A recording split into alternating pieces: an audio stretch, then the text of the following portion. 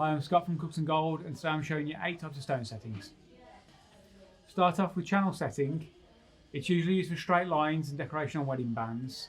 It's 2 rows of metal, or it's a groove drilled into a wedding band where the stones look flush, and you have a little channel drilled just below the lip of the ring. Stone clicks in, you push the metal over using a pusher or a hammer drill, and that holds the stone securely, and you just use a burnisher to clean it up.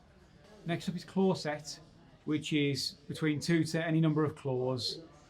It's usually used in diamonds and coloured stones. It's used a lot in single stones and clusters and ETs. It's to let the most light into a stone. You just have this prong sticking up of the collet. You drill a little groove in for the stone to sit in.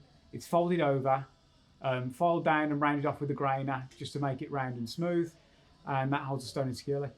The next up is grain setting. You can buy these preset, or you can make them out of a blank wedding band or any sort of band really.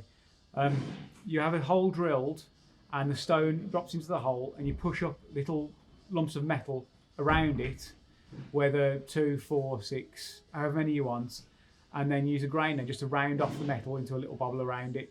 It's an example of a wishbone with grains preset into it, or you can do it using hand tools. Next up is pave set, which is covering a larger surface with stones. You do grain setting usually over the entire surface, lots of smaller stones, and just fill in any dead metal with grain so it looks like a solid piece. Next up is the illusion setting, which is used to make a smaller diamond appear larger.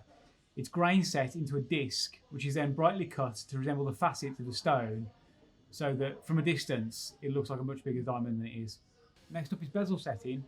It's used to set a cabochon stone. You have a cup, or you make your own bezel and just push a thin layer of metal around the edges holding the stone in.